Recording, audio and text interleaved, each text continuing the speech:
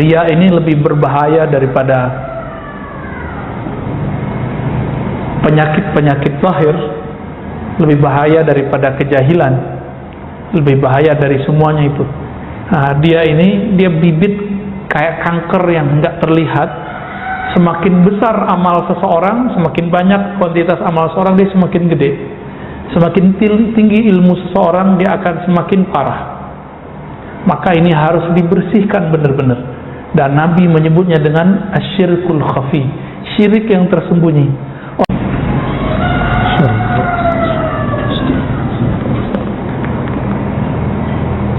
Assalamualaikum warahmatullahi wabarakatuh. Alhamdulillah rabbil alamin, hamdal hamidin, hamdal mustaghfirin, hamdan yuafi ni'amahu wa yukafi'u mazidah. Asyhadu an la ilaha illallah, asyhadu anna Muhammadan 'abduhu wa rasuluh. Allahumma shalli wa sallim wa barik ala sayyidina Muhammad wa ala alihi wa ashabihi wa li baitihi wa dhurriyyatihi ajma'in. Ba'd. Radina billahi rabba wa bil islam dina wa bi sayyidina Muhammadin nabiyya wa rasulah. Allahumma inna nas'aluka khaira hadzal yawm wa fihi wa ba'dah. Na'udzu bika min syarri hadzal yawm wa syarri ma fihi wa syarri ma ba'dah. Baik Bapak Saudara yang dimuliakan Allah, sebelumnya kita membahas tentang penyakit kolbu, kibr, sombong, kemudian membahas tentang hasad. Insyaallah pagi ini kita akan membahas tentang riya. Banyak orang membahas riya, tapi yang detail menurut saya Imam Ghazali. Ya, kalau diringkas di kitab ini oleh Syekh Al-Qasimi, riya itu bahasa Arab dari kata ra'a, ru'yah. Ra'a yara ru'yah. Berarti ra'a itu melihat, ya. Berarti ru'yatan, penglihatan. Apa bedanya dengan sombong? Sombong itu ru'yatun nafs. Sombong memandang diri lebih dari orang. Kalau riya, ru'yatul amal, memandang amalan yang ada pada diri. Itu beda tipis antara riya dan sombong, ya. Satu mandang dirinya lebih dari orang, yang kedua mandang dirinya beramal.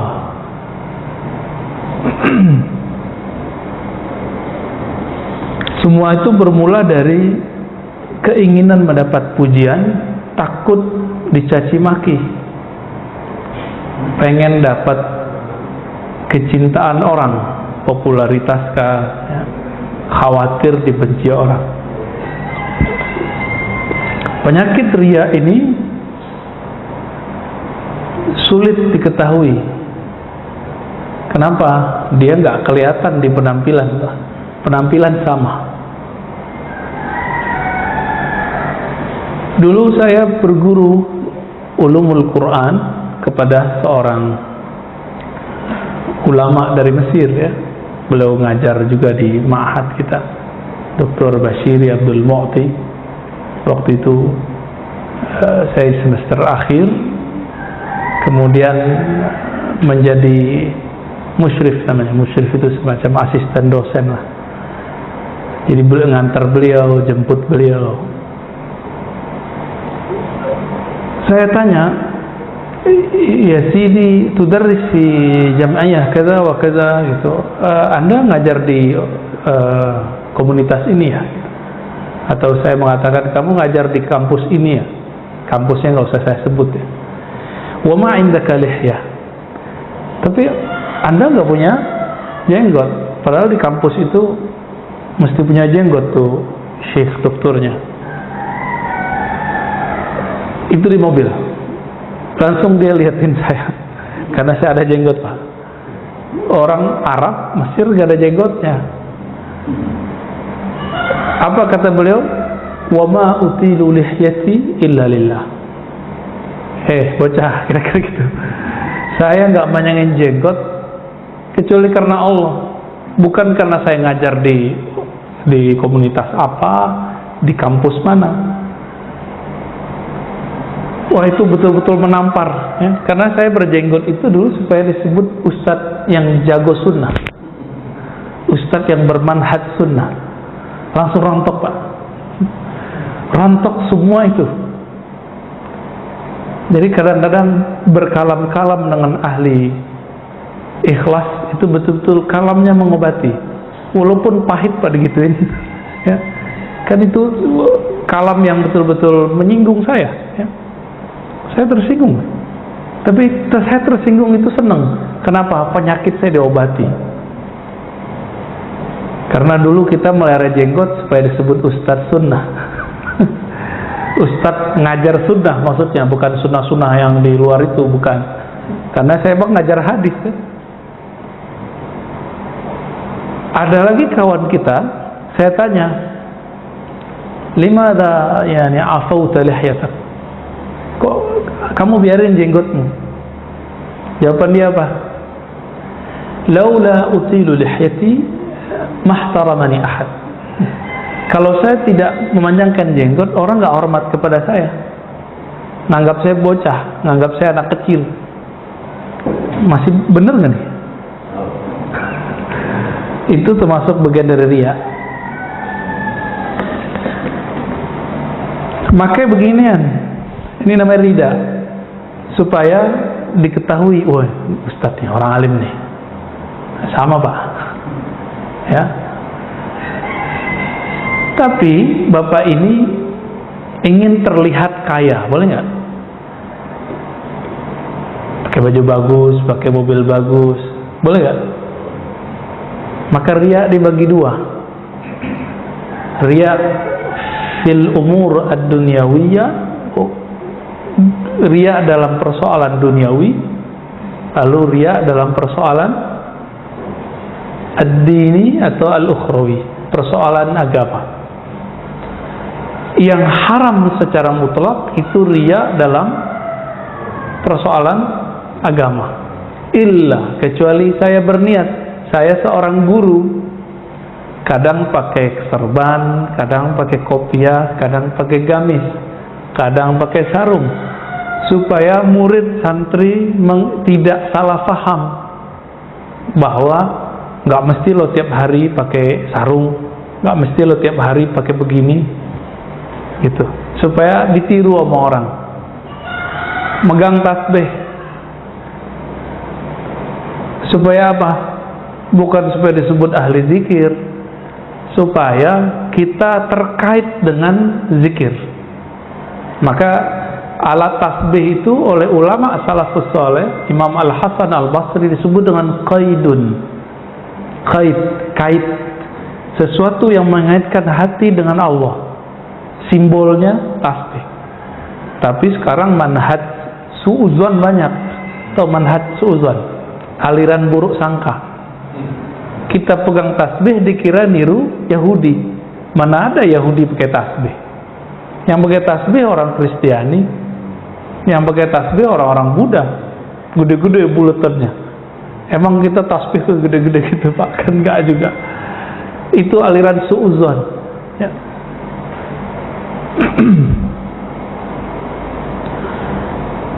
Di dalam Al-Quran,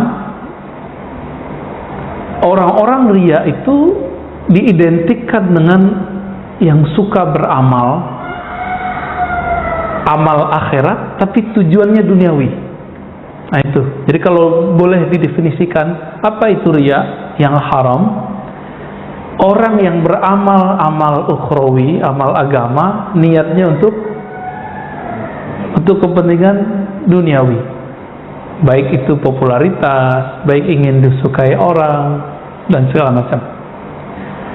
Maka di dalam Al-Quran, ayat yang sudah sering kita hafal, fawailul lil musallin, maka celakalah bagi orang yang, kalau terjemahan saya, yang merasa dirinya salat, gitu, yang ingin dipandang bahwa dia orang yang salat.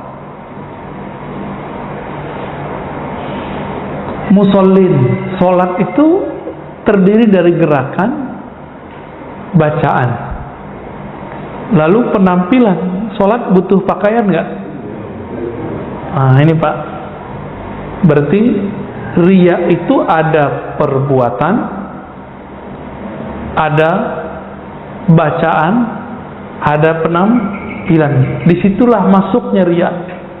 Jadi di mana saja riya itu punya indikasi, dia memasuki kita pada perbuatan kita, amal ya, taat. Yang kedua, kalam, subhanallah ya, gitu.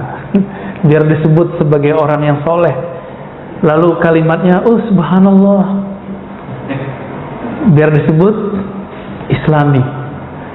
Islami atau Arabi, beda loh. Gimana? Akhi, ukhti, supaya disebut kayaknya orang hijrah, sudah ngaji nih, sudah berubah nih. Berasa nggak Pak saya panggil ya akhi? Atau saya panggil mas? Enakan dipanggil mana? Ya akhi itu kan mas sama aja ya.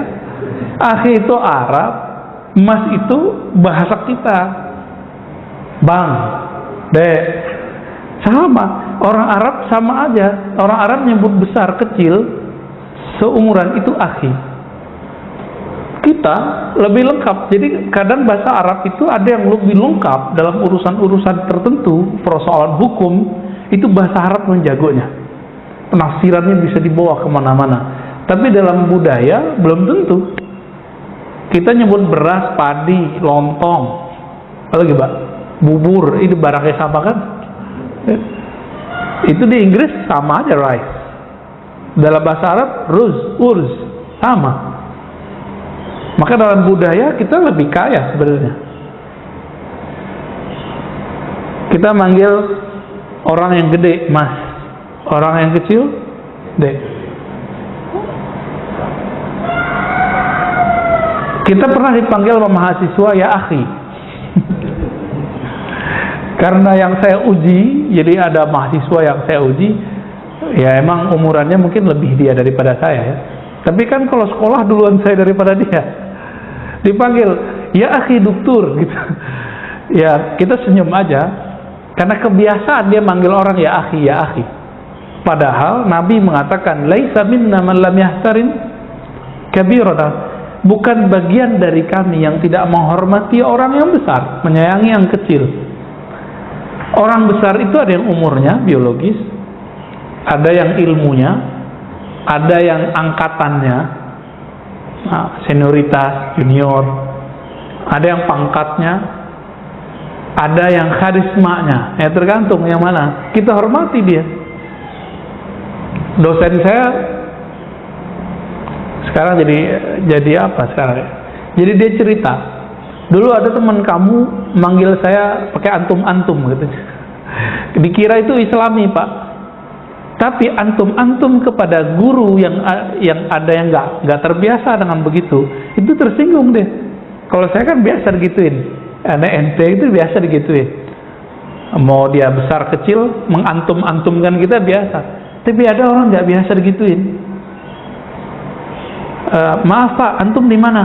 Nggak pernah dibalas lagi sama dia. Masa saya diantum-antumin? Antum itu kalau bahasa Arab kan kamu. Lu di mana kayak gitu? Kalau bahasa Arab kan nggak begitu. Kalau emang mau pakai Arab nih, kita ngomong pada dosen, nggak begitu. Ini kan lucu. Pakai Sayyidina nggak boleh Pak.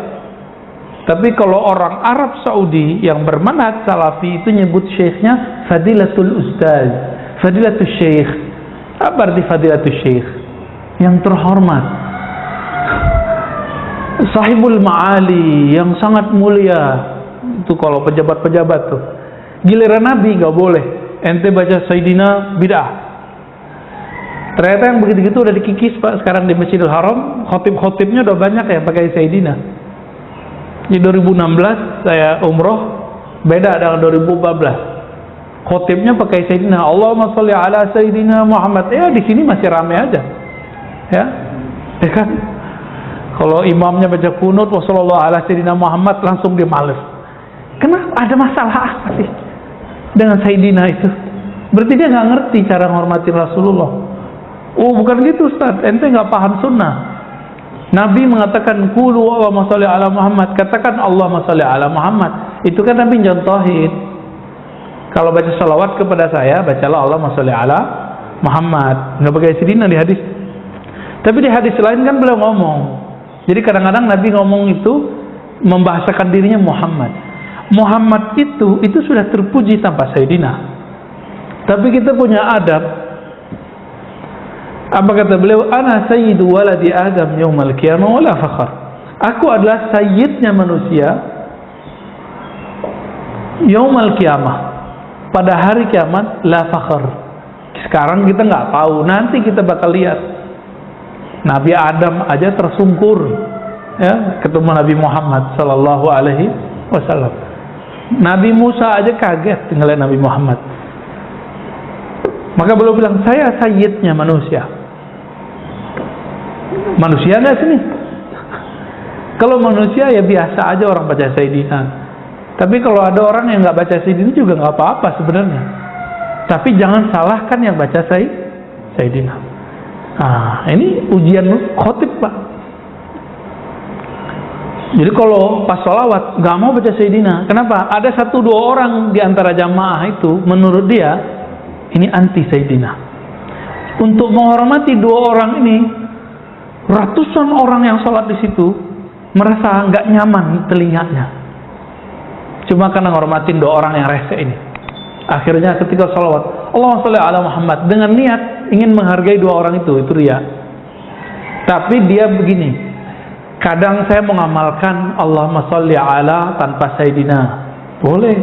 Kadang saya mengamalkan Allahumma sholli ala Sayyidina, itu nggak ada masalah. Tapi kalau karena si fulan, ini baru bid'ah. Bukan bid'ah lagi ya, haram malah.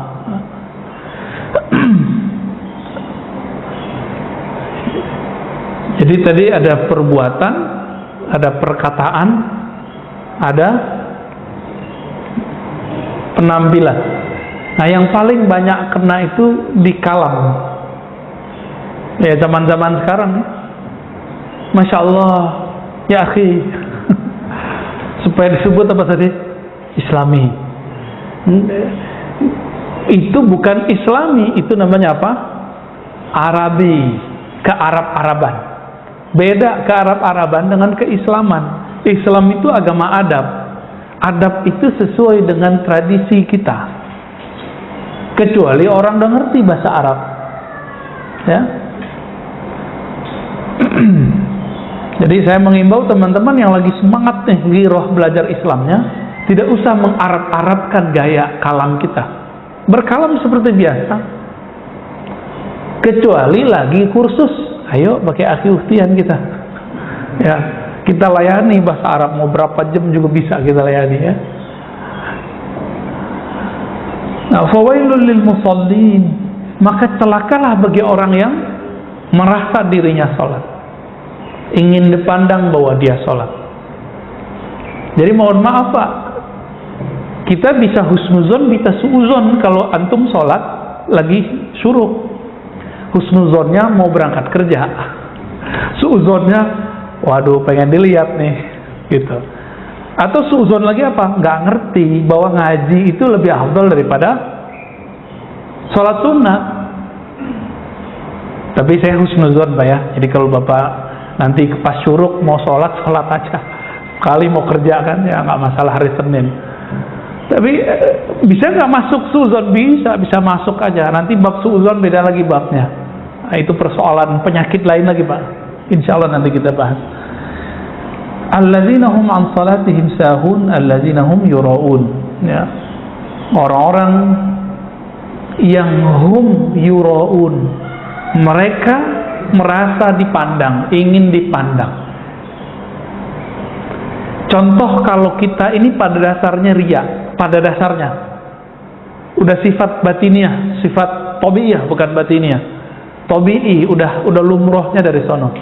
Kalau Bapak foto bersama, yang dilihat siapa? Diri sendiri nggak? Maka riya ini bagian dari penyakit narsis.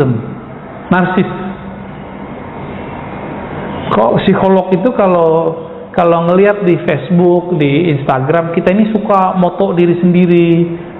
Nah, ini bagi seorang psikolog ini bermasalah. Tapi bagi ahli kolbu itu bisa diobati, Pak. Bisa diobati.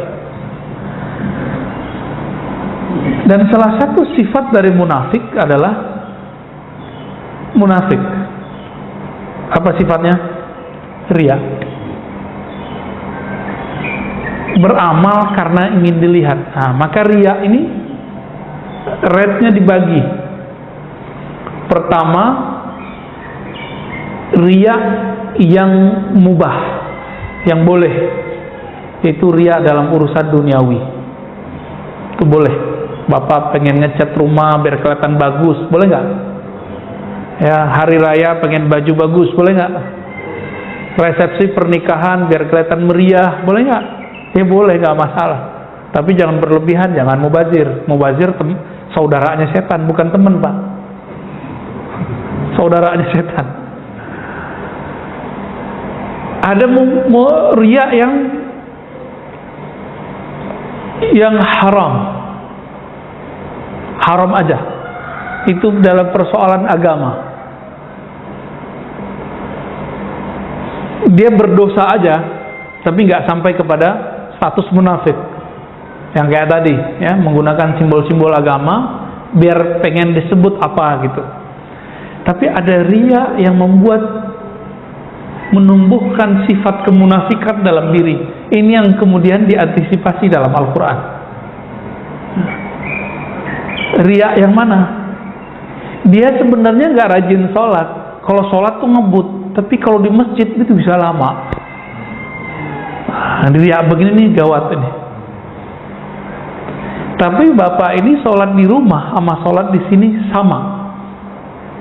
Ya udah, nggak usah dipikirkan. Mau orang lihat nggak orang lihat, nggak ada urusan.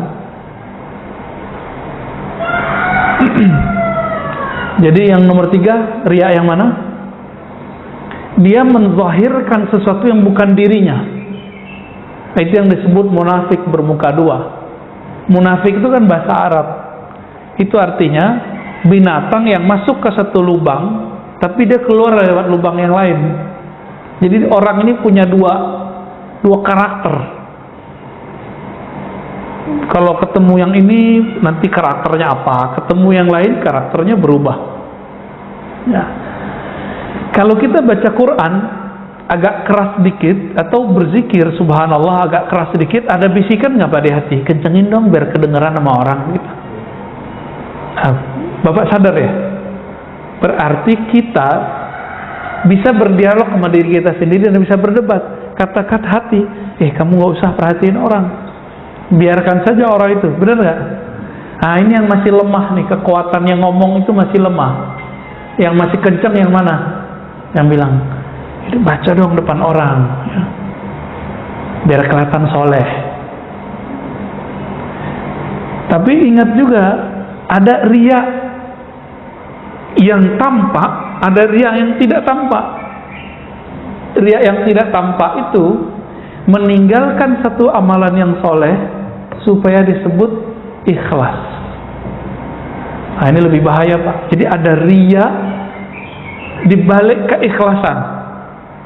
Contohnya nih, bapak ini udah nggak mau pakai tasbih, bukan karena takut disebut ahli bid'ah, takut disebut ria.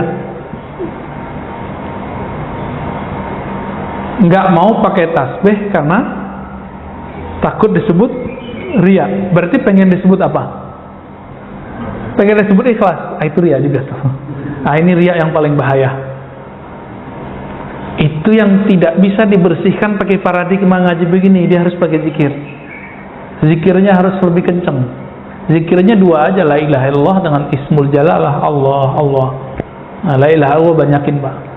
Karena zikir Allah, Allah itu harus ditalkin. Kalau la ilaha illallah udah dapat dari kecil, zikir aja. Bedanya sekarang dikasih makna.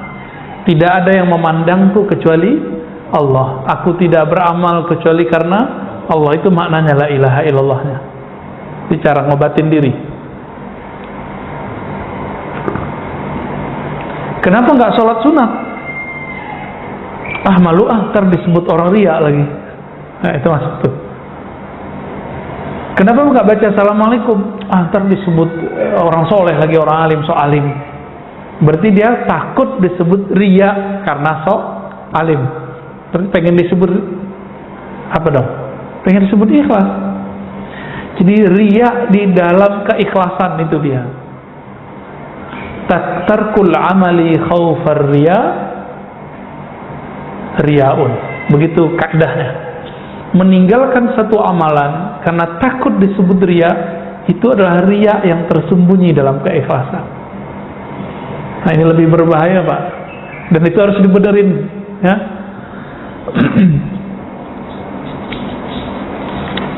Nah, kalau lagi puasa apa riyanya? Lemesin badan, ya. Lemes nih, nggak sahur.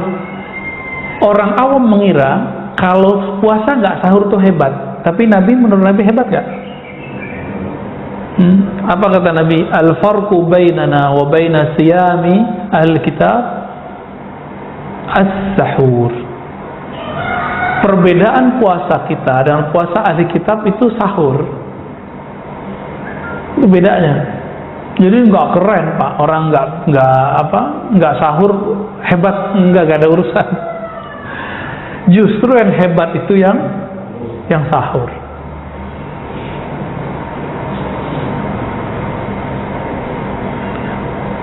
Ada riyaknya ahli agama, tokoh-tokoh agama, pengen dibantu orang. Gimana caranya? Teriak-teriak, ya, cari-cari perhatian di sosmed, di Facebook.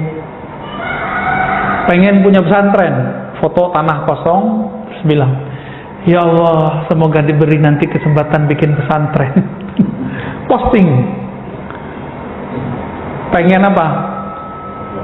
Pengen nanti supaya ada orang kaya beli dia tanah, kan gitu. Atau pengen ada orang punya tanah ngasih dia wakaf, sama aja. Hatinya gantung sama makhluk, nyantol sama makhluk. Dakwah nih, zaman-zaman musim hujan, belum punya mobil, belum punya kuda berkaki 4, ya, kena hujan, pasang status di IG kah, di WA kah, ya Rob, beginilah perjalanan dakwah. Musim hujan, baju pun basah, tapi belum punya apa? Kuda roda 4. Niatnya apa? Pengen nanti ada orang agnia, orang-orang kaya beliin dia mobil. Nah, kan gawat ini. Kalau Allah sayang, nanti Allah kasih lain, Pak. Allah kalau sayang, maka si orang soleh ini akan diuji oleh orang-orang kaya itu. Tahu-tahu ada yang dia nggak ngomong apa-apa. Si orang soleh ini ujian hatinya ini riya atau enggak? Dia dakwah biasa, pakai motor kah, pakai apa kah, pakai jalan kaki kah, nggak ada pasang-pasang status. Itu banyak nih kiai-kiai diuji dengan itu. Teman-teman saya para hufaz, para kiai, para tuan guru muda-muda itu kan belum mapan semua, Pak, rata-rata. Nah, ini ujiannya sama. Tiba-tiba ada orang kaya datang. Ustadz tinggal di mana? Oh, saya ngontrak di situ. Oh, ntar bulan depan kalau ada ini saya beliin rumah. Wah, ini kalam-kalam yang betul-betul ujian, Pak. Oh, Ustadz pakai motor ya, nanti saya beliin mobil. Nanti. Nah, ini ujian dia nih. Orang kalau udah ngomong begini, jangan pernah percaya. Ini pada aktivis keagamaan nih, kiai kah, ustadz kah, santri kah. Jangan pernah percaya. Itu ujian sengaja Allah kirim. Biasanya mau ditunggu sampai kapan aja itu nggak ada datang. Biasanya kalau Allah lagi nguji. Tapi kalau Allah ingin kasih istidraj, zahirnya nikmat, batinnya adalah jebakan, itu langsung dikasih, Pak. Itu berarti Allah nggak sayang sama orang ini. Tapi kalau Allah sayang sama orang ini, diselamatin hatinya. Ditunggu sekian bulan, bahkan setahun, nggak ada tuh orang tuh datang. Ya, dulu kiai saya juga cerita gitu. Bangun rumah dinas untuk para dosen, para ustadz, ya, untuk Ma'had Ali ini kan sebatas setara dengan kampus S1. Maka dibangunkanlah rumah dosen. Berkalamlah seorang agnia, orang kaya nih, konglomerat, bikin hati melarat. Apa kata dia? Tat, tenang Tat, ini rumah berapa duitnya? Zaman-zaman itu masih 250 juta. Zaman itu tahun 2006.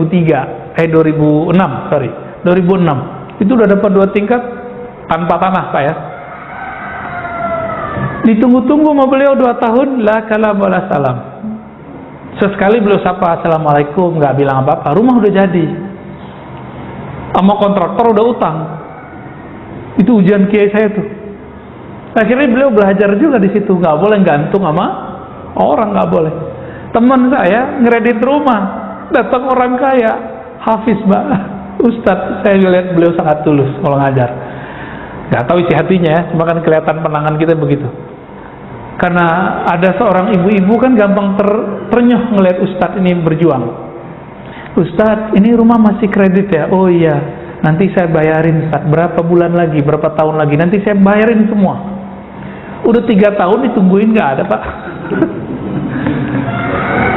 Ya, saya tepuk-tepuk orangnya. Sabar ya. Kalau ada orang begitu, Allah sayang sama ente.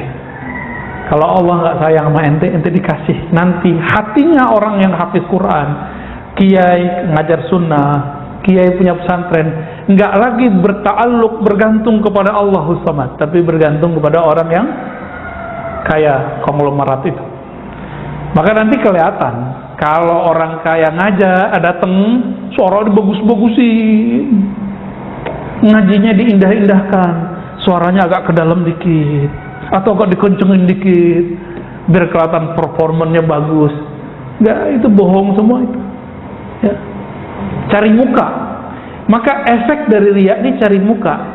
Dan makhluk yang suka cari muka itu si guguk apa si monyet? Si monyet Pak. Ini kalau bapak ini batinnya kuat, itu kadang-kadang muka orang tuh berubah kayak monyet, kelihatan sama kita. Saya kadang-kadang berdoa supaya nggak ngelihat itu. Namanya kasyaf ya. Kadang-kadang berubah Pak mukanya dari satu sisi. Kenapa berubah nih mukanya? Muka ini kiai ini udah nggak kayak manusia, udah kayak guguk, nyala terus. Ada yang kayak monyet ya, cari perhatian terus. Ada yang kayak kucing gitu Pak, cari perhatian juga tuh kan. Kucing sama tuh, tapi makan tuh nggak pernah kenyang si kucing, nggak pernah dia bersyukur. Kucing kan begitu. Jadi orang riya itu, masih ingat karakter sisi manusia ada 4 ya. Sisi hewan ternak masih ingat, hewan buas, apalagi sisi setan, sisi malaikat. Sebenarnya ditambahin sisi ruh 5. Ada sisi rohani. Rohani ini semuanya baik. Kalau malaikat ini ada yang semuanya baik, tapi ada yang nggak cocok sama kita. Kalau setan semuanya buruk, walaupun zahirnya baik. Kalau hewan buas itu ada baik, ada buruknya. Marah itu ada saatnya nggak baik, ada saatnya buruk. Apalagi sisi hewani. Nah, hewan yang mana nih? Biasanya hewan-hewan yang ternak ini. Jadi orang riya ini turun pangkat dia. Kalau nggak buas, kalau nggak ya ceramah nih. Ini sekarang kan lagi rame. Ini mohon maaf, saya secara fikih agak sedikit berbeda pemahaman dengan beberapa pergerakan. Ya mohon maaf. Ini bukan karena kita kenapa-kenapa. Ini bukan persoalan liberal gak liberal. Ini masalah paradigma memahami fikih. Ada orang berceramah bulan puasa, ayo kita tutup rumah makan. Ini kemungkaran. Adil nggak Pak? Tutup rumah makan, tapi Indomaret dibuka. Ada nggak? Lebih ngiler ngelihat air dingin di kulkas atau ngelihat rumah makan warteg-warteg? Dan di dunia ini, di Jakarta aja yang mayoritas Islam, itu ada nggak orang yang nggak puasa? Anak kecil kah? Perempuan haid kah? Orang sakit? Musafir? Orang kafir, non muslim? Mereka kan nggak puasa. Terus kalau ada rumah makan ditutup, mereka mau makan di mana? Apalagi orang-orang di perkotaan punya tradisi tidak memasak. Benar nggak? Jadi orang ini ada cara berpikir fikihnya nggak jelas, lalu dipakai ketidakjelasan itu dalam bab amar ma'ruf nahi mungkar supaya disebut ustadz ahli nahi mungkar. Kalau ceramah tuh berapi-api, kita tutup supaya disebut ustadz yang tegas, kalem-kalemnya, masya Allah. Tapi niat di hatinya apa? Pengen disebut ustadz ahli nahi mungkar. Bagus menjadi ustadz nahi mungkar, bagus. Tapi kalau terbesit di hati pengen disebut ustadz ahli nahi mungkar, ini riya juga. Tegas galak biar disebut ustadz tegas, sama aja. Dan ini wasiat untuk diri saya sendiri dan untuk para dai. Sekarang ada satu penyakit yang dijadikan sebagai sebuah pakaian atau karakter bagi para pendakwah. Padahal itu bukan miliknya dai, tapi itu miliknya artis. Apa itu? Branding diri. Branding itu ilmu apa, Pak? Ilmu dakwah apa ilmu marketing? Ya marketing. Emang orang dakwah jualan? Jadi sekarang orang nge-branding dirinya, Ustadz cinta lah, dulu ada muncul ya. Ustadz apa lagi? Ada Ustadz dengan gaya tertentu, gelar-gelar tertentu, sebutan-sebutan tertentu, baju-baju tertentu.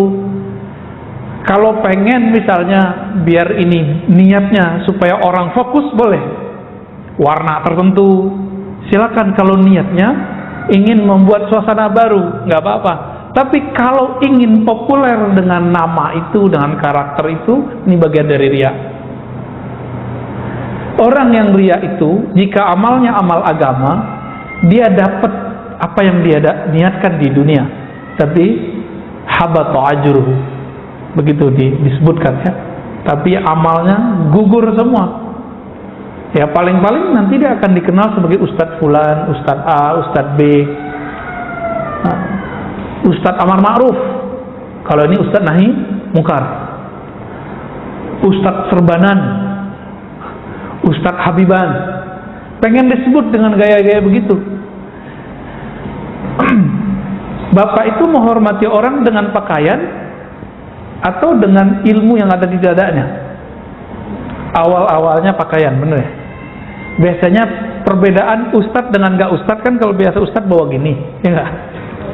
Ya, bener gak? Tapi kalau dia berkalam, wah kayaknya bukan ustadz deh, bisa jadi kan? Wah kayaknya gak cocok deh, bisa begitu kan? Berarti orang hebat gak hebat bukan karena dia punya. Maka kita kasih tahu kepada diri saya sendiri dan para pendakwah, jangan sibuk dengan performan penampilan zahir. Ya. Aslih qalbak, perbaiki itu kolbu. Kalau udah bener kolbunya, apapun penampilannya nggak mesti begini, nggak mesti pakai kopiah, pasti kalamnya enak didengar. Ya. Maka kebalikan dari orang-orang sok ikhlas tapi riya ini, ada namanya kelompok malamatiyah. Pernah dengar malamatiyah? Malamatiyah ini dari kata lama yalumu, orang yang tidak pernah menyimpan keburukan dalam dirinya, niat buruk. Dia niatnya pengen terkenal, tapi dengan penampilan religius, beramal amal ukhrawi untuk popularitas diri. Dia nggak ada itu. Dia orang malamatiyah. Tetapi walaupun di kalbunya tidak ada kebusukan, kekotoran, dia tidak pernah menampilkan kebaikan. Nah itu orang malamatiyah. Ini kebalikan dari riya. Nah, ini agak berat Pak. Orang begini gak banyak di dunia ya. Dan kita biasanya akan diuji terus sama orang begitu. Kadang-kadang ngerjain kita Pak, ngerjain lagi sholat di masjid, di depan dia berisik. Nah biasanya ustadz-ustadz yang membrand dirinya mengamuk sama dia, padahal targetnya bukan itu. Targetnya apa? Kita selama sholat ingat siapa? Ingat Allah atau ngerundel hatinya? berisik amat itu, munafik di luar masjid tuh gitu. Lagi sholat hatinya memupuk kebencian. Ini hati-hati juga, tanda sholat gak khusyuk. Berarti Allahu Akbarnya palsu nggak? Yang munafik siapa? Jadi kalau ini kejadian jangan terganggu, Pak. Mau di luar ini ada musik kenceng-kencengnya, kalau kalbunya khusyuk, di sini tetap khusyuk. Nanti bab nahi mungkar lain cerita. Ya, itu bab yang tersendiri. Ada babnya di sini. Nah, ada etikanya segala macam. Insya Allah nanti kita sampai di sana. Maka Bapak seramakan Allah, ini sangat banyak tadi ya. Ria ini lebih berbahaya daripada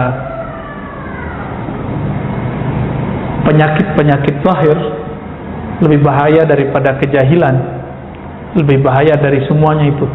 Nah, dia bibit kayak kanker yang enggak terlihat.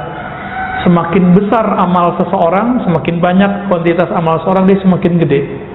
Semakin tinggi ilmu seseorang, dia akan semakin parah. Maka ini harus dibersihkan benar-benar. Dan Nabi menyebutnya dengan asyirkul khafi, syirik yang tersembunyi. Orang-orang beginilah yang disebut dalam hadis Nabi sebagai hadis penutup, bahwa Nabi SAW mengatakan nanti akan ada 3 golongan. Pertama ulama yang sudah mujahid ya. Yang ketiga orang yang bersedekah. Semuanya mengatakan kami beramal karena Allah, tapi Allah mengatakan kadzabta, kamu bohong ya. Yang berjihad ingin disebut orang yang berjihad. Ini gerakan-gerakan tahun-tahun sebelumnya kan bagus-bagus ya. 2016 berapa itu ya, ngumpul 212. Terus teman kita posting, saya malu 10 tahun nanti jika tidak ikut aksi bela Quran, nanti anak cucu saya akan mempertanyakan, kemana Abi 10 tahun yang lalu, Quran dihina, Abi tidak. Maka dia mengatakan, saya karena malu nanti akan ditanyakan generasi berikut, saya ikut. Itu brainwash, Pak. Brainwash lewat sosmed. Dia mau bela Quran bener nggak?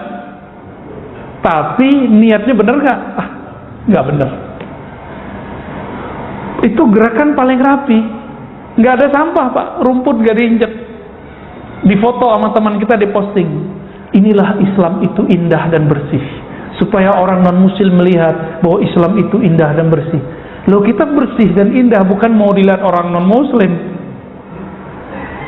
Jadi dia masuk ke dalam bab-bab seperti ini. Bahaya nggak? Ini bahayanya. Posting dulu, ini kan viral dulu ya. Posting simbol tauhid. Ini bertauhid itu, beriman itu harus butuh perjuangan. Untuk apa berjuang? Berjuang aja, gak usah posting-posting ya. Mau berjuang, mau apa, gak usah diposting.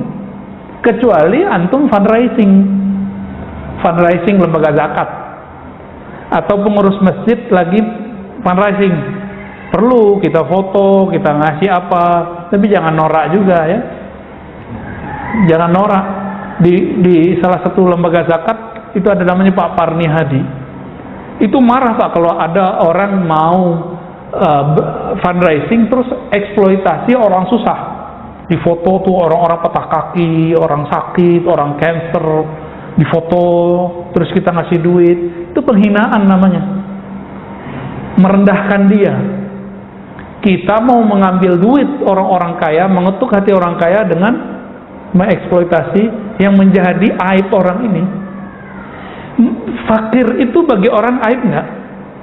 Miskin, itu aib bagi mereka. Maka banyak orang-orang miskin sok kaya itu banyak, supaya nggak ketahuan miskinnya.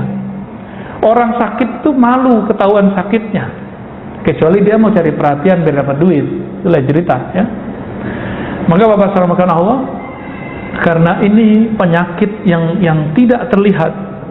Kita yang tahu bahwa kita punya penyakit ini atau tidak. Maka orang yang merasa dirinya tidak ria, saya curiga dia ada keriaan dalam dirinya. Maka tuduhlah kita setiap hari di dalam diri kita ada ria. Maka istighfarnya sudah naik pangkat. Tidak hanya lagi dari dosa yang zahir, tapi istighfar berikut adalah istighfar dari dosa batin. dosa yang nggak tampak. Jadi setiap hari Bapak saudara makan Allah, coba biasakan 3 kali baca pagi sore, astagfirullah, ya Allah ampunkan dosa riya di hatiku,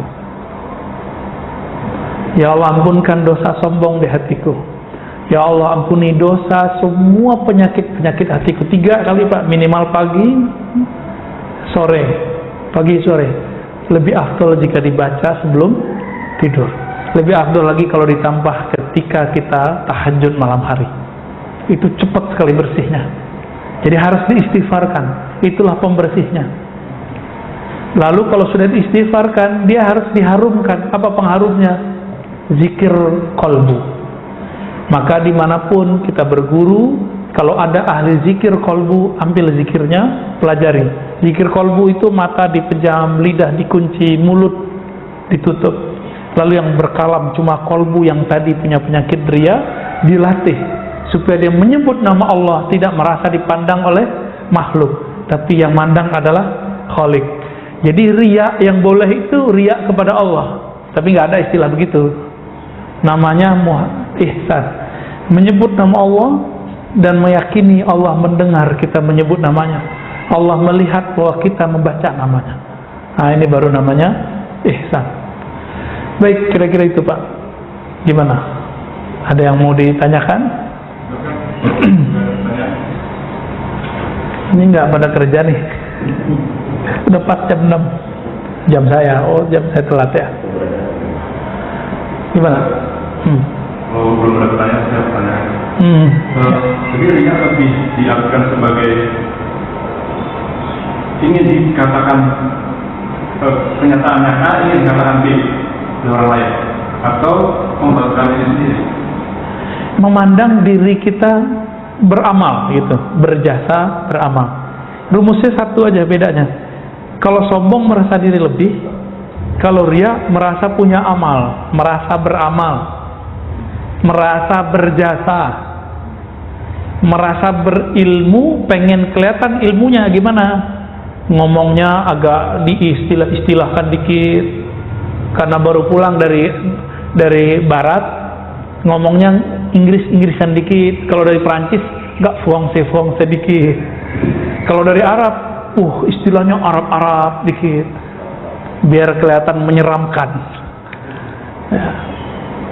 Kalau itu muncul, dan itu muncul Pak ya, syukurnya waktu dulu kita kuliah diskusi itu kan hidup, jadi kita langsung tahu ini lagi belagu nih saya nih, memang niat nakut-nakutin lawan debat, caranya kasih istilah yang unik-unik, merekonstruksi sesuatu paradigma berpikir.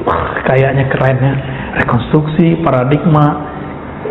Kan bisa aja kalau ingin merubah cara berpikirnya bisa aja, tapi biar disebut keren Pak, biar kelihatan kayak dokter beneran ya. Nah itu muncul, jadi pengen dilihat kita ini punya warna, punya jasa, punya sesuatu yang sebenarnya di dalam diri kita nggak connect itu ya. Tapi tadi kembali, beramal dengan amal ukhrawi untuk niat duniawi, itu yang paling parah ya. Gimana? Ya, riya dan ujub. Oh ya, kita belum nyampe ke ujub ya. Ujub itu sebenarnya bukan ujub pasangannya, saya lupa judulnya, riya dan sum'ah ya. Kalau ujub itu adik kakaknya kibir, sombong, jadi judulnya salah kirim dan afwan. Jadi ar-riya wa sum'ah. Sum'ah ini pamer. Pamer itu sebabnya karena awalnya riya. Sum'ah di zaman sekarang lebih parah daripada zaman dahulu. Sum'ah zaman sekarang ada fasilitasnya, sosmed. Maka sosmed ini bisa menjadi lahan dakwah, lahan kita silaturahmi, bisa jadi lahan riya, menampilkan kalau kita beramal, atau sum'ah, pamer. Hati-hati nih. Maka sebelum posting Pak, baca ta'awuz dulu ya. A'udzubillahi minasyaitonir rajim. Ya, saya kalau mau posting apa itu, saya minta ampun dulu kepada Allah kalau nilai saya salah. Ya.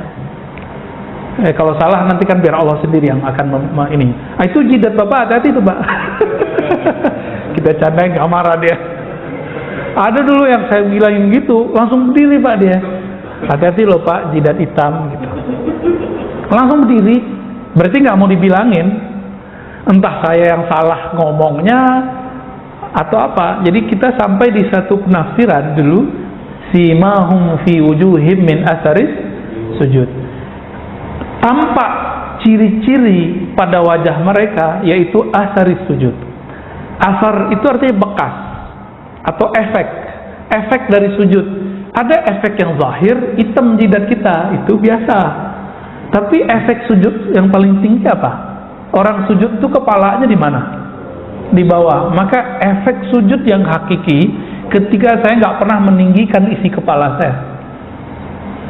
Baru jidatnya lahir batin tuh Pak. Jadi yang jidatnya hitam itu kewajibannya lebih besar daripada kita yang nggak hitam Pak. Karena orang tahu, wah ini kayaknya banyak sujud nih. Maka kewajiban Bapak lebih kuat daripada kita, lebih berat menjaga efek sujud nih. Ya, jenggot sama, yang punya jenggot ini lebih berat Pak urusannya. Kan ada yang jenggot style. Ya, itu urusan niat aja itu. Jadi amal-amal apa saja itu tergantung kita. Apapun ya, jadi nggak mesti. Banyak juga yang jidatnya hitam nggak sholat juga ada. Ya, selamat Pak, punya tanggung jawab berat. Apalagi udah. Malamatiyah itu orang yang tidak menyimpan keburukan di hatinya, tapi tidak menampilkan sedikit pun kebaikan. Ibadahnya nggak kelihatan sama kita. Maka orang sholat dia nggak kelihatan sholat, nunjukin nggak kelihatan sholat. Orang kayak gini itu semakin Allah memandang kolbunya, semakin dia ingin menunjukkan keanehan depan orang, biar nggak ketahuan kalau dia ini dekat kepada Allah. Jadi mereka ini bersembunyi dalam terang. Bahkan mungkin jarang ketemu di masjid Pak. Kadang ada masjid, ada kafe, dia di kafe. Maka Malamatiyah ini ujian-ujian antara Nabi Musa sama Nabi Khidir. Nabi Musa, Nabi Khidir, saya mau tanya, bunuh orang benar apa salah? Bunuh orang salah. Nabi Khidir tahu Nabi Musa ini ujiannya ujian hukum syariat. Nabi Musa kalau melihat ada orang melanggar syariat itu langsung darahnya naik, karena beliau simbol nahi mungkar. Nabi Musa itu bukan karena pengen disebut ahli nahi mungkar, tapi karena beliau emang seorang Rasulullah, emang haknya. Ujiannya siapa? Apa pantangan Nabi Musa dibuat sama beliau? Bapak ini suka jamaah, nanti akan diuji oleh Allah. Tetangga nggak sholat jamaah, hatinya bilang apa? Munafik nih, gitu. Munafik nih nggak sholat ke masjid. Hati-hati Pak, itu ujian kita semua tuh. Coba aja rasain pulang ke rumah, ya kelihatan kok pulang subuh lampunya belum mati juga nih, belum kedengeran ada bunyi keran hidup nih. Setan langsung bisikin tuh, yang suci tuh ente, yang ikhlas ente, samping ente munafik. Kenapa? Dia pakai hadis. Jadi setan ini hafal hadis. Kenapa? Kita belum lahir dia sudah dengar Nabi ngomong. Apa kata Nabi? Asqalus shalah alal munafiqin. Salat paling berat bagi orang munafik adalah dua, Isya dan. Jadi bapak ini punya tetangga nggak sholat Isya, waduh berat. Nanti setannya masuk Pak. Jangan kira saya ini selamat tiap hari saya menghadapi itu Pak. Tetangga kita ada yang sholat subuh, ada yang nggak sholat Isya di masjid, tapi dia sholat nggak di rumah. Sholat di rumah, masa nggak sholat di rumah? Mungkin karena corona dia nggak datang ke masjid, kan bisa begitu. Atau mungkin dia punya mazhab. Imam Ghazali ini punya satu mazhab yang beda sama yang lain. Bagi beliau, orang yang hatinya berpenyakit berat dianjurkan dia berkhalwat. Maka di saat-saat dia berlatih ini boleh ditinggalin sholat jamaah, kecuali Jumat. Tapi nggak boleh tiap sepanjang masa, nggak boleh. Cuma di hari-hari khalwat. Tapi pandangan ini ditolak oleh para imam kita. Imam Barkawi, ya, imam pensyarah kitab Ihya Ulumuddin menolak itu. Itu persoalan fikih. Tapi Imam Ghazali kan ngerti dirinya sendiri. Ya.